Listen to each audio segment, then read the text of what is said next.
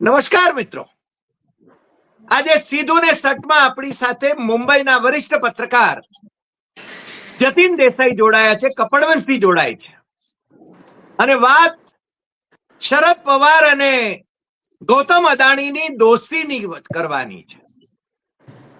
હજુ ગઈકાલે જ બારામતીમાં ગૌતમ અદાણીનું માનભેર સન્માન કરવા માટે આખો પવાર પરિવાર એ ઉપસ્થિત હતો અને એમાં પવારના ભત્રીજા રામ જે ત્યાં નાયબ મુખ્યમંત્રી છે એ ઉપસ્થિત હતા. પવારના દીકરી જે લોકસભાના સભ્ય છે એ ઉપસ્થિત હતા. નાયબ મુખ્યમંત્રીના શ્રીમતીજી ઉપસ્થિત હતા.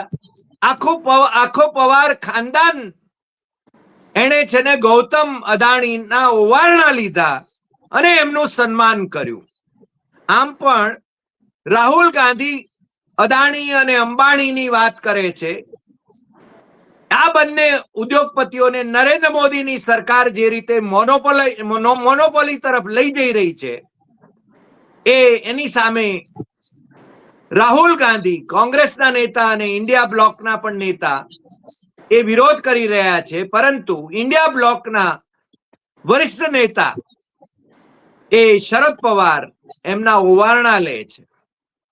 હવે શરદ પવાર એક બાજુ ગૌતમ અદાણીના ઓવારણા લેતા હોય, ગૌતમ અદાણી ની સાથે દેખાતા હોય, એમની સાથે બેઠકો કરતા હોય, એમની સાથે રાજકારણની ચર્ચા કરતા હોય, એમને આધારે છે ને રાજકીય ખેલ ખેલતા હોય, અને બીજી બાજુ એ જ ઇન્ડિયા બ્લોકની સૌથી મોટી પાર્ટી એટલે કે કોંગ્રેસ, એના નેતા રાહુલ ગાંધી એ અદાણી અંબાણી એનો વિરોધ કરતા હોય, ત્યારે પ્રશ્ન થવો સ્વાભાવિક છે કે ઇન્ડિયા બ્લોક હવે રહેશે કે જશે, એ તૂટશે કે રાબેતા મુજબ મોદી સરકારની સામે એ સિંગડા ભરાવતો રહેશે. મુશ્કેલી એ છે કે રેવંત રેડ્ડી જે તેલંગાણાના મુખ્યમંત્રી છે, કોંગ્રેસના મુખ્યમંત્રી છે, એ પણ અદાણીને આવકારે છે. ઇન્ડિયા બ્લોકમાં જે પોતાને ગણાવે છે એવા, ઈચ્છા પડે ત્યારે ગણાવે છે એવા પશ્ચિમ બંગાળના મુખ્યમંત્રી અને તૃણમૂલ કોંગ્રેસના સુપ્રીમો મમતા બેનર્જી એ પણ ગૌતમ અદાણીને અને અંબાણીને આવકારે છે, એમના ઓવારણા લે છે. બાકીના જે ઇન્ડિયા બ્લોકના જે બીજા નેતાઓ છે એ પણ એમના ઓવારણા લે છે. આપણે રાજસ્થાનના જે મુખ્યમંત્રી હતા અશોક ગેહલોત, એ વખતે 65,000 કરોડનું રોકાણ ગૌતમ અદાણી રાજસ્થાનમાં કરવાના છે, એના માટે એમના ઓવારણા લેતા હતા. એટલે ખરેખર રાહુલ ગાંધી એ ગૌતમ અદાણીની વિરુદ્ધમાં રહેશે કે પછી ઇન્ડિયા બ્લોક એ ગૌતમ અદાણીના ઓવારણા લેશે, એની ચર્ચા કરવા માટે આજે આપણી સાથે જતીનભાઈ છે ને. જતીનભાઈ, આપનું સ્વાગત છે. જતીનભાઈ મહારાષ્ટ્રના રાજકારણને બહુ જ સારી રીતે દાયકાઓથી જાણે છે, સમજે છે, એનું વિશ્લેષણ કરતા રહ્યા છે. ગુજરાતીમાં અમે સહકર્મી પણ રહ્યા, પરંતુ એ મરાઠીમાં આજે સૌથી વધારે કોલમ લખે છે. અને ખાસ કરીને એમનું એક બીજી પ્રવૃત્તિ પણ કહું તો જે ગુજરાતના માછીમારો જે પાકિસ્તાનની જેલોમાં સબળતા હોય છે, એમને છોડાવવા માટે એ સતત સક્રિય રહ્યા છે. અને હજુ હમણાં જ આપણા વિદેશ મંત્રીની સાથે મુલાકાત કરીને એ મુંબઈ ગયા અને મુંબઈથી આજે કપડવંજમાં છે. એમણે આપણને સમય આપ્યો છે, એ બદલ જતીનભાઈ આપનો ખૂબ ખૂબ આભાર. અને અમને જે પ્રશ્નો થયા છે, જેની એ પાર્શ્વભૂમિ મેં મૂકી દીધી છે, એના સંદર્ભમાં આપનું શું માનવું છે એ જાણવા માટે હું અને મારા દર્શકો એ ખૂબ ઉત્સુક છીએ. એટલા માટે આપને આ પ્રશ્નો કરી રહ્યા છીએ. જતીનભાઈ. હરિભાઈ, તમે બિલકુલ સાચું કહ્યું કે શરદ પવારને ત્યાં બારામતીની જ્યારે આપણે વાતો કરીએ ત્યારે શરદ પવાર યાદ આવે. અને એક ચોક્કસ છે કે બારામતી શહેરનો વિકાસ જે રીતે શરદ પવારે કર્યો છે, એ રીતે અન્ય કોઈ નેતાએ એમના શહેરનો વિકાસ કર્યો હોય એવું દેખાતું નથી પ્રાઇમ ઓફિસથી. એટલે શરદ પવારનું એક મોટું કોન્ટ્રીબ્યુશન બારામતી, પૂના જિલ્લા અને પશ્ચિમ મહારાષ્ટ્ર, કે જેમાં સાતારા, સાંગલી, કોલ્હાપુરનો પણ સમાવેશ થાય છે. હવે ગઈકાલે ગૌતમ અદાણી બારામતી ગયા અને નિમિત્ત હતું Sharad Pawar centre for excellence in artificial ઇન્ટેલિજન્સનું ઉદ્ઘાટન કરવાનું. એક વાત શરદ પવારની બધાએ સ્વીકારવી પડે કે શરદ પવારનું જે વિઝન છે, શરદ પવાર હંમેશા આવતીકાલનો વિચાર નથી કરતા, તો શરદ પવાર 25-30 વર્ષનો વિચાર કરતા હોય છે. એટલે બારામતીમાં, પૂનામાં નહીં, મુંબઈમાં નહીં, દિલ્હીમાં નહીં, પણ પોતાના મતદાર સંઘમાં બારામતીમાં એમણે centre for excellence in artificial intelligence શરૂ કર્યું. આ સિવાય બારામતીની છોકરીઓ જે છે એના પણ ભણવા માટે પૂનામાં પણ જે રીતની સવલત શરદ પવારે ઉપલબ્ધ કરી આપી છે એને આપણે બધાએ દાદ આપવી પડે. ગઈકાલે ત્યાં અદાણી ગયા અને બધાને ખ્યાલ છે કે શરદ અજીત પવાર વચ્ચે કયા પ્રકારનો આજનો સંબંધ છે. શરદ પવાર ઇન્ડિયા બ્લોકમાં અજીત પવાર એનડી સાથે છે. હવે એનડીએની સાથે હોવા છતાં એમના મતભેદ એ બતાવતા હોય છે, સ્પષ્ટ કરતા હોય છે. ઉદાહરણ આપણે દઈએ તો અત્યારના મુંબઈ મહાનગરપાલિકા સહિત મહારાષ્ટ્રના અનેક મહાનગરપાલિકાની ચૂંટણીઓ છે. મુંબઈ, પુણે, થાણે, નાસિક, કોલ્હાપુર, ઔરંગાબાદ, કે આ બધા શહેરોની ચૂંટણી છે. હવે મુંબઈ બધાને માટે સૌથી મહત્વની હોવાનું સ્વાભાવિક છે, કારણ કે મુંબઈ મહાનગરપાલિકાનું જે બજેટ છે એ નાના ભારતના રાજ્યો કરતાં વધારે છે, મોટું છે. અને એવું કહેવામાં આવે છે, અને એમાં તથ્ય પણ છે, કે શિવસેના મુંબઈ મહાનગરપાલિકા પર શિવસેનાનું છેલ્લા 25 વર્ષથી વર્ચસ્વ હોવાને કારણે શિવસેના મહારાષ્ટ્રમાં અંતરિયાળ વિસ્તારમાં પણ પહોંચી શકી છે. હવે ચૂંટણી છે, પૂના સૌથી મહત્વનું છે. અને પૂનામાં તમે વિચાર કરો કે 3 દિવસ પહેલા સુધી, આવતીકાલે ઉમેદવારી ભરવાનો છેલ્લો દિવસ છે, 15મી તારીખે ચૂંટણી છે. 3 દિવસ પહેલા સુધી વાત ચાલતી હતી કે શરદ પવાર અને અજીત પવાર સાથે આવશે, પણ અચાનક પરમ દિવસે રાતના વાત આવી કે બંને સાથે આવવાના નથી. એટલે શરદ પવારે પાછો મહાવિકાસ આઘાડીનો સંપર્ક કર્યો કે મહાવિકાસ આઘાડીની સાથે આપણે અલાયન્સ કરીએ. કે મહાવિકાસ આઘાડીમાં શિવસેના, મહારાષ્ટ્ર નિર્માણ સેના, કે જેના ભાઈ રાજ ઠાકરે બંધુઓ, એની સાથે અલાયન્સ અને કરવાનો વિચાર કોંગ્રેસ છે. અને એની સાથે કોંગ્રેસ નથી, કોંગ્રેસ અને વંચિત બહુજન આઘાડી, કે જે પ્રકાશ આંબેડકરની છે, એ લોકો વચ્ચે અલાયન્સ થઈ ગયું. અચ્છા, એટલે આ વખતે આ બધા ખેલ બદલાઈ રહ્યા છે. જતીન, એક તરફ તમે જુઓ કે ભારતીય જનતા પક્ષ અને શિંદે સેના એક છે એલાયન્સ, બીજું એલાયન્સ છે મહાવિકાસ આઘાડીનું, કે જેમાં ઠાકરે બંધુ છે, અને રાષ્ટ્રવાદી કોંગ્રેસ શરદ પવાર છે. એમાં મુંબઈની વાત કરે તો ત્રીજું એલાયન્સ છે કોંગ્રેસ અને વંચિત બહુજન આઘાડીનું એલાયન્સ છે. એટલે આ રીતનું મુંબઈમાં એલાયન્સ છે. હવે પૂનામાં પરમ દિવસે રાતના એવી વાત આવી કે બંને પવાર સાથે મળીને ચૂંટણી લડવું શક્ય નથી. ગઈકાલે ગૌતમ અદાણી બારામતીમાં ગયા અને ગઈકાલે સાંજથી વાત શરૂ થઈ ગઈ કે હવે પાછું બંને પવાર, એટલે શરદ પવાર અને અજીત પવાર બંને સાથે મળીને પૂનાની ચૂંટણી લડશે. નક્કી પહેલેથી જ પિંપરી ચિંચવડ જે છે કે પૂનાને લાગીને જ છે, પણ પિંપરી ચિંચવડનું મહત્વ એ છે કે પિંપરી ચિંચવડનો મોટા પ્રમાણમાં ઉદ્યોગ છે. એટલે આપણે એમ કહી શકીએ કે વન ઓફ ધ ફાઇનાન્સની દ્રષ્ટિથી, ઇકોનોમીની દ્રષ્ટિથી, પૈસાની દ્રષ્ટિથી બહુ સદ્ધર એવી પિંપરી ચિંચવડ મહાનગરપાલિકા છે. પિંપરી ચિંચવડ મહાનગરપાલિકામાં પણ પહેલેથી બંને રાષ્ટ્રવાદી, એટલે અજીત પવાર અને શરદ પવાર એનું એલાયન્સ થયેલું. હવે પૂનામાં પણ શરદ પવાર અને અજીત પવારનું એલાયન્સ થાય છે. ધ્યાન રાખવું કે ગૌતમ અદાણીના ગઈકાલે બારામતીમાં ગયા પછીની આ ડેવલપમેન્ટ છે. પછીની આ ડેવલપમેન્ટ છે. જી ગૌતમ અદાણી બારામતીમાં આવવાને કારણે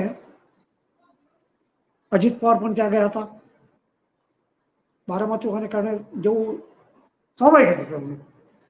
બંને પવાર વચ્ચે મિટિંગ પણ થઈ અને ગૌતમ અદાણીને એરપોર્ટ પર રિસીવ કરવા અજીત પવાર અને રોહિત પવાર ગયા, જે બંને અલગ અલગ પક્ષ છે. અજીત પવાર અને રોહિત પવાર ગયા. રોહિત પવારે કાર ડ્રાઈવ કરી અને શરદ પવારને મળ્યા.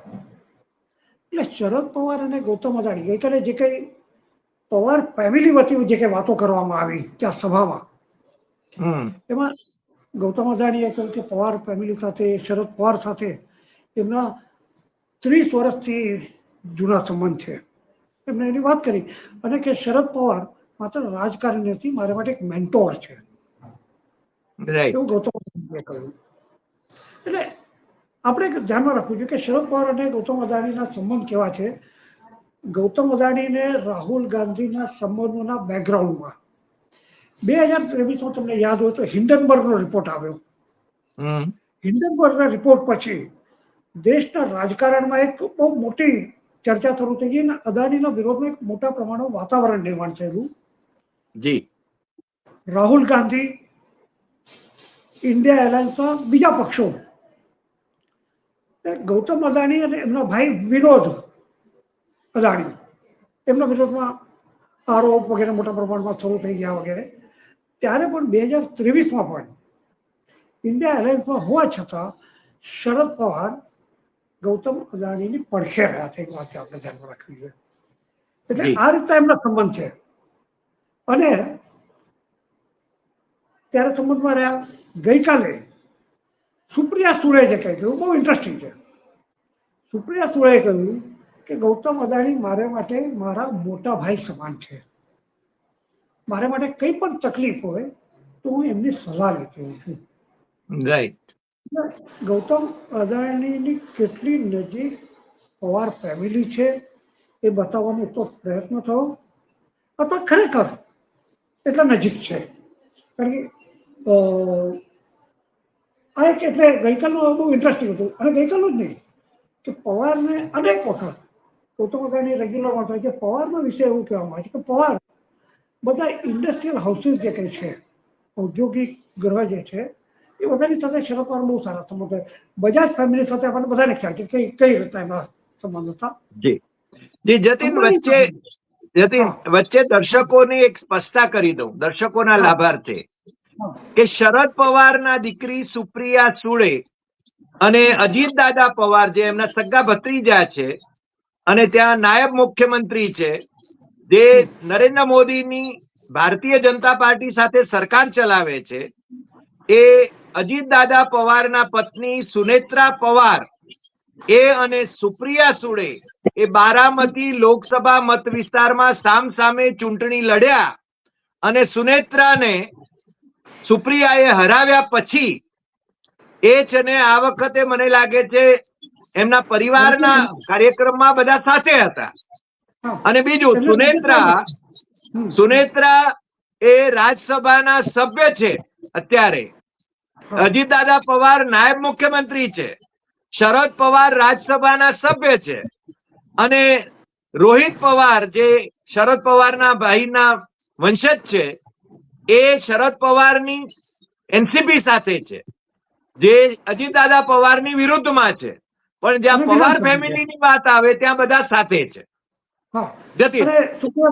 સુપ્રિયા સુળે લોકસભામાં સદસ્ય છે બારામતીના.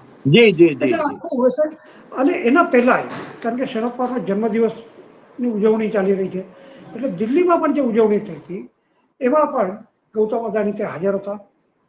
ત્યાં રાહુલ ગાંધી પણ આવ્યા હતા.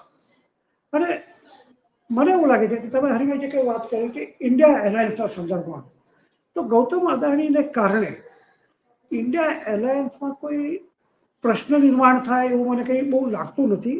કારણ કે રાહુલ ગાંધી બહુ સ્પષ્ટ ભૂમિકા લે છે અદાણીના વિરોધમાં પરંતુ એમની આ ભૂમિકા સાથે એમના જે મુખ્ય પ્રધાનો છે, પછી તમે તેલંગાણાની વાત કરી, ઇવન કર્ણાટકમાં આપણે વિચાર કરીએ તો કર્ણાટકમાં હમણાં એક લગભગ 20,000 કરોડનો એક ટનલ પ્રોજેક્ટ એ મોટા ભાગે ગૌતમ અદાણીને મળવાનો છે.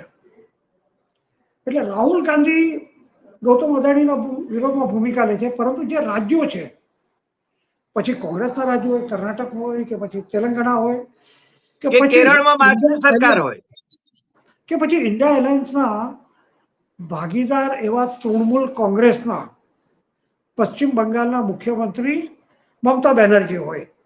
આપણને ખ્યાલ છે કે મમતા બેનર્જી વચ્ચે પણ સારા સંબંધ છે. એટલું જ નહીં, પણ આપણે કેરળનો વિચાર કરીએ, કમ્યુનિસ્ટની સરકાર છે, પી વિજયન મુખ્યમંત્રી છે.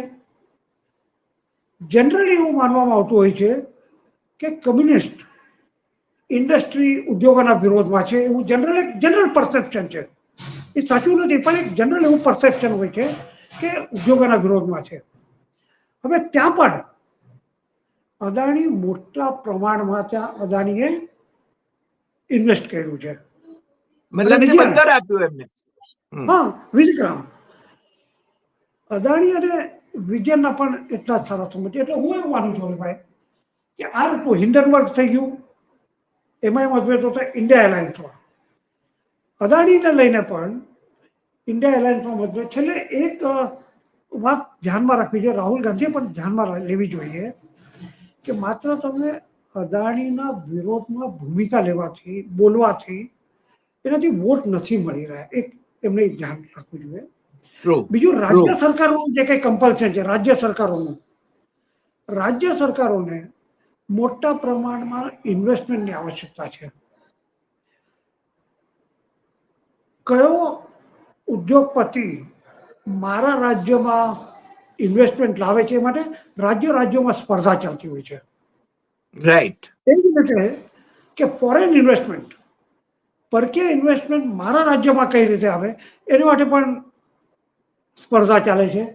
અનેક રાજ્યોના મુખ્યમંત્રી દુબઈ કે સિંગાપોર કે બીજી જગ્યાએ જઈને ત્યાં જઈને મારા રાજ્યમાં ઇન્વેસ્ટમેન્ટ તમે કરો, તમને અમે અમુક પ્રકારની ફેસિલિટી આપીશું, એ રીતે વાત કરે છે. એમાં કશું ખોટું જેવું માનતો નથી. દેર શુડ બી ફેર કોમ્પિટિશન. ફેર શબ્દ મહત્વનો છે. ફેર કોમ્પિટિશન ચાલે છે, નથી ચાલતું, આ કોઈ અલગ ચર્ચાનો મુદ્દો છે. પણ એટલે ઇન્ડિયા એલાયન્સના મુખ્યમંત્રી પણ અદાણીને વેલકમ કરે છે. એમાં કોઈ અપવાદ નથી, નોટ અ સિંગલ. એનડીએ તો કરે જ છે. ઇન્ડિયા એલાયન્સનો એટલે ઇન્ડિયા એલાયન્સના મુખ્યમંત્રી વેલકમ કરે છે. અને રાહુલ ગાંધીની જાણ છે, એવું કંઈ નથી. અને રાહુલ ગાંધી એના વિશે કશી એક શબ્દ ક્યારે બોલ્યા નથી, એનો વિરોધ કર્યો નથી. કારણ કે વિરોધ કરી શકે એમ નથી, કારણ કે વિરોધ કરે તો રાજ્યમાં પ્રશ્ન નિર્માણ થાય, એ સ્થિતિ છે. એટલે મને એવું લાગે છે કે આ આખા ઓલામાં કે અદાણીના વિરોધમાં રાહુલ ગાંધી જે કંઈ લડાઈ લડી રહ્યા છે, એક સિમ્બોલિક એ રીતનું લડાઈ છે. અને જેને આપણે, અથવા જેને એક શબ્દ કોઈન થયો છે, ક્રોની કેપિટલિઝમ. ક્રોની કેપિટલિઝમના વિરોધમાં અમે છે એવું રાહુલ બતાવવાનો પ્રયત્ન કરે છે. અને એટ ધ સેમ ટાઈમ જે ક્રોની કેપિટલિઝમનો તમે વિરોધ કરો છો, એ ક્રોની કેપિટલિઝમને તમારા રાજ્યો વેલકમ કરે છે. એટલે આપણા ફેડરલ સ્ટ્રક્ચર જે છે, આ ફેડરલ સ્ટ્રક્ચરમાં આવું થવું સ્વાભાવિક છે. હું એવું માનું છું કે ફેર કોમ્પિટિશન જે છે હંમેશા વેલકમ હોય છે. ફેર કોમ્પિટિશનમાં આખરે લાભ કસ્ટમરને પણ મળતો હોય છે ને રાજ્યને પણ મળતો હોય છે. અને ઓબ્વિયસલી રાજ્યમાં જેટલી મોટા પ્રમાણમાં ઇન્વેસ્ટમેન્ટ થાય એટલો રાજ્યને ફાયદો થાય, રોજગાર મળે, રેવન્યુ મળે. આ દ્રષ્ટિથી એટલે મને ઇન્ડિયા એલાયન્સના બધા પર કોઈ પરિણામ થાય એવું મને લાગતું નથી. રાહુલને પણ આનો ખ્યાલ છે, પવારને પણ આનો ખ્યાલ છે. એટલે કોઈ રાજ્ય, હરિભાઈ, ઇવન હું જ્યારે વાત કરું છું કમ્યુનિસ્ટોની, જ્યારે કમ્યુનિસ્ટો અદાણી હોય કે પછી બીજા કોઈ પણ કેપિટલિસ્ટ હોય, રાઈટ, આઈડિયોલોજીકલી કોંગ્રેસ અથવા બીજેપી અથવા શરદ પવાર આ લોકો કેપિટલિઝમના વિરોધમાં નથી. ટ્રુ, જ્યારે true, communist at least on paper they are against capitalism, પણ એ લોકો વિરોધ કરતા નથી, એ લોકો પણ વેલકમ કરે છે. તો એના પરથી સાબિત થઈ કે આપણી જે ફેડરલ સ્ટ્રક્ચર છે એ ફેડરલ સ્ટ્રક્ચરનું આ કમ્પલ્શન છે કે દરેક રાજ્યોએ ઇન્વેસ્ટમેન્ટ વેલકમ કરવું પડે છે. એ પછી ડોમેસ્ટિક વેલકમ હોય કે પછી ફોરેન ઇન્વેસ્ટમેન્ટ હોય. This is the reality of our federal structure. Yes. Jatin, મને લાગે છે અદાણીએ પોતે પણ ઘણી વખતે એવા સ્ટેટમેન્ટ કર્યા છે કે એમને પ્રમોટ કરવામાં કોંગ્રેસના મુખ્યમંત્રી ચિમનભાઈ પટેલે પણ એમને ઘણી બધી મદદ કરેલી છે અગાઉ. એટલે જયારે Adani was a small fry ત્યારે જ એમને મદદ કરી હતી. એટલે એવું નથી, પણ અત્યારે જે વાંધા મને લાગે છે દેખાય છે એ છે કે બધું તમે છે ને અદાણીને આપી રહ્યા છો. તમે બંદરો અદાણીને આપી રહ્યા છો, તમે છે ને એરપોર્ટ અદાણીને આપી રહ્યા છો, તમે જંગલો અદાણીને આપી રહ્યા છો. મને લાગે છે કે આની સામે એક અવાજ જે ઉઠે છે રાહુલ ગાંધી તરફથી અથવા તો બીજા લોકો તરફથી, એ આ છે. મને લાગે છે કે આનો ઉકેલ શું? કારણ કે બધું મોનોપોલી, મને લાગે રાહુલે પણ સ્પષ્ટતા કરી છે. હરિભાઈ, હું મુંબઈનું હોવાને કારણે કે મુંબઈમાં જે કંઈ ચાલી રહ્યું છે એના વિશે તમને સૌથી પહેલા કહું કે ધારાવીના વિશે કહું છું કે એશિયાની સૌથી મોટામાં મોટી ઝૂંપડપટ્ટી, પણ માત્ર ઝૂંપડપટ્ટી તરીકે આપણે જોતા હોઈએ છીએ, પણ એ જ ધારાવીમાં મોટા પ્રમાણમાં લેધર છે, પછી જરી કામ છે, આ બધું મોટા પ્રમાણમાં ત્યાં ચાલે છે અને સૌથી બધું એક્સપોર્ટ થતું હોય છે. હવે ઉદ્યોગો, ધારાવી આખી રીડેવલપમેન્ટ ધારાવીનું જે છે એ આખું તમે આપ્યું છે અદાણીનું. અને એને માટે કારણ કે મુદ્દો એ છે કે જ્યારે તમે ત્યાં રીડેવલપમેન્ટની શરૂઆત કરશો ત્યારે ત્યાંના જે લોકો છે, રહેવાસી જે છે ધારાવીના, કારણ કે ધારાવીના પાછા ઓથોરાઇઝ રહેવાસી અને અનઓથોરાઇઝ એ રીતે કેટેગરી થઈ છે, રાઈટ, કે જેમના નામ નથી. આ બધાને તાત્પુરતા બીજે એને ખસેડવા પડશે અને એને માટે એટલા મોટા પ્રમાણમાં મુંબઈમાં જગ્યા આપવામાં આવી છે અદાણીને કે ચોક્કસ આ એક મોટો પ્રશ્ન છે. હવે મુંબઈ મહાનગરપાલિકાની ચૂંટણી છે અને ધારાવીથી અનેક નગરસેવક ચૂંટાતા હોય છે. એટલે આ વખતે ધારાવીમાં આ મુદ્દો સૌથી મહત્વનો બનશે. ધારાવીના અનેક લોકોને એવું કેવું છે કે ઓથોરાઇઝ અનઓથોરાઇઝ રીતે ફેરફાર ન કરતા બધાનું રિસેટલમેન્ટ થવું જોઈએ અને ત્યાં જ થવું જોઈએ, ધારાવીમાં જ થવું જોઈએ, એ લોકોની માંગણી છે. એના પ્રશ્ને કોંગ્રેસ, કમ્યુનિસ્ટો બહુ મોટા પાયે ત્યાં આંદોલન કરી રહ્યા છે. વર્ષા ગાયકવાડ જે સંસદ સભ્ય છે અને મુંબઈ કોંગ્રેસના પ્રમુખ પણ છે, એ આ મુદ્દા પર સતત ત્યાં વોકલ છે. અને એના સિવાય ત્યાંની જે કંઈ આપણે કહીશું કે સિવિલ સોસાયટી ઓર્ગેનાઇઝેશન જે કંઈ છે, એનજીઓ જેમ ટૂંકમાં કહીએ છીએ, એનજીઓ પણ આ પ્રશ્ને ઘણી સક્રિય છે. એમાં એક સૌમ્યા કોરડે કરીને એક યંગ છોકરી છે, શેતકરી કામગાર પક્ષની છે, એ એમાં સેન્ટરમાં રહી છે આખા આંદોલનમાં. અને she is also contesting as peasants and workers party candidate. આખો એક જમાનો હતો એ મહારાષ્ટ્રમાં શેતકરી કામગાર પક્ષ, સ્ટ્રોંગ હોલ્ડ હતો. હવે અમુક પ્રમાણમાં રાયગઢ જિલ્લા પૂરતો મર્યાદિત છે, પરંતુ શેતકરી કામગાર પક્ષ, કમ્યુનિસ્ટ પક્ષો અને કોંગ્રેસ ધારાવીના પ્રશ્ને આંદોલન ચલાવી રહ્યા છે. અને મુદ્દો એ છે ત્યાં કે રીસેટલમેન્ટનો કોઈ વિરોધ નથી કરતા. એ લોકોનું કેવું છે કે રીસેટલમેન્ટ થાય એમાં અમને કશો વાંધો નથી, પરંતુ અમારું રીસેટલમેન્ટ તમે ડોંબિવલી કે બીજી જગ્યાએ ન કરતા દેવનાર કતલખાના પાસે, આ એમની મુખ્ય માંગણી છે. દેવનાર કતલખાના પાસે આ સિવાય કેટલાકને લઈ જાય. આ સિવાય હરિભાઈ એટલી જગ્યા અદાણીને આપવામાં આવી છે કન્સ્ટ્રક્શન ઓલામાં કે આપણે કલ્પના જ છે. હવે હું ગોરેગામમાં રહું છું. ગોરેગામમાં મોતીલાલ નગર છે. મોતીલાલ નગર આખું મોતીલાલ નગર 1, 2, 3 અદાણીને સેટલમેન્ટ માટે આપવામાં આવી છે. મુદ્દો એ છે કે આપણે જે ફેર કોમ્પિટિશનની વાત કરી છે કે ફેર કોમ્પિટિશન હોવી જોઈએ. બીજા બિલ્ડરોને કેમ નથી મળતું અને માત્ર મોટા જે કંઈ પ્રકલ્પ નાના પ્રકલ્પો નાના પ્રોજેક્ટ મળી વાત અલગ છે, પણ જે બિલિયન્સમાં જે છે એ બધા પ્રોજેક્ટ જે છે એ અદાણીને જ મળતા હોય છે. અને આજે મુંબઈની વાત કરી છે, આ મુંબઈની વાત દરેક જગ્યાએ લાગુ પડે છે. યસ એટલે મુદ્દો જે છે કે ક્રોનિક કેપિટલિઝમ જે છે, ક્રોનિક કેપિટલિઝમ ના વિરોધમાં રાહુલ બોલી રહ્યો છે અને બોલવું જરૂરી છે ક્યાંક ને ક્યાંક. હવે ક્રોનિક કેપિટલિઝમને કારણે અથવા કોઈ એક ઇન્ડસ્ટ્રી કોઈ એક ઇન્ડસ્ટ્રીયલ હાઉસને તમે આપવાથી શું થાય છે એ આપણે ઇન્ડિગોનો જો કંઈ ક્રાઇસિસ નિર્માણ થયો હતો એ આપણે હમણાં જ થોડા દિવસો પહેલાં જોયો. એને કારણે ટ્રાવેલર્સ જે લોકો હેરાન થઈ ગયા. તો એટલે લોકો એ જ કહે છે કે નો મોનોપોલી એના વિશે કહેવામાં આવ્યું કે એ ઇન્ડિગોને ફેવર કરવામાં આવી છે.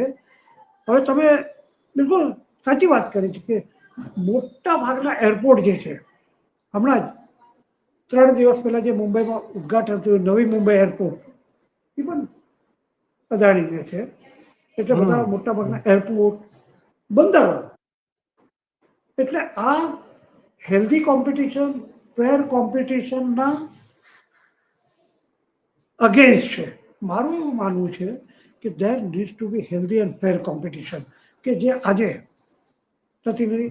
એવરીવન દરેક જણ અદાણીને અંબાણીને ફેવર કરવાનો પ્રયત્ન કરે છે. અને આપણે જોયું કે અંબાણીના છોકરાના મેરેજમાં પણ જે રીતે આખી દુનિયામાંથી લોકો આવ્યા હતા. એટલે તમામ પાર્ટીના લોકો અને મુકેશ અંબાણીને 10 વર્ષે રાહુલ ગાંધી અને સોનિયા ગાંધીનું સ્મરણ થયું. નિમંત્રણ આપવા માટે પર્સનલી ગયા, પણ એ લોકો 2 જણા નહીં ગયા. હવે લિયોનેલ મેસી આવ્યો ભારત.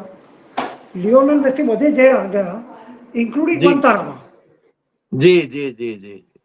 એટલે આનો ક્યાંક વિચાર કરવો પડશે. We need to. એટલે અલ્ટિમેટલી અદાણીના પણ સંબંધ જતીન સાથે એના સંદર્ભમાં આપણે છે ને બીજા એપિસોડમાં ચર્ચા કરી શકીએ. મને લાગે છે આજનો મુદ્દો જે છે અને જેના ઉપર તમારું મંતવ્ય એવું છે કે શરદ પવાર અને અદાણી એમની મૈત્રી કે પવારનો અદાણી પ્રેમ કે ધારો કે કોંગ્રેસના મુખ્યમંત્રીઓનો અદાણી પ્રેમ, એ છતાં જે ઇન્ડિયા ગઠબંધન છે એને કંઈ અસર નહીં થાય અને એ મને લાગે છે કે એનડીએ ની વિરુદ્ધમાં એ મજબૂત રહી શકશે એવું તમે માનો છો? જતીન. બિલકુલ. એક છે કે બધાને કમ્પલસરી અને રાજકીય કમ્પલસન પણ છે. રાજકીય કમ્પલસન એ રીતનું છે કે એનડીએ ભારતીય જનતા પક્ષના વિરોધમાં જે પાર્ટીઓ છે એને પણ એક બ્રોડ અલાયન્સ જોઈએ છે. હવે બ્રોડ અલાયન્સમાં પણ તમે જો ઇન્ડિયા અલાયન્સમાં મમતા બેનર્જી છે, પણ મમતા બેનર્જીને કોંગ્રેસ અને કમ્યુનિસ્ટો એકબીજાના વિરોધમાં ચૂંટણી લડી રહ્યા છે. કેરળમાં એલડીએફ અને યુડીએફ અત્યારે જે ગ્રામ પંચાયતની ચૂંટણી થઈ એમાં મોટા પ્રમાણમાં યુડીએફને એનો ફાયદો થયો છે.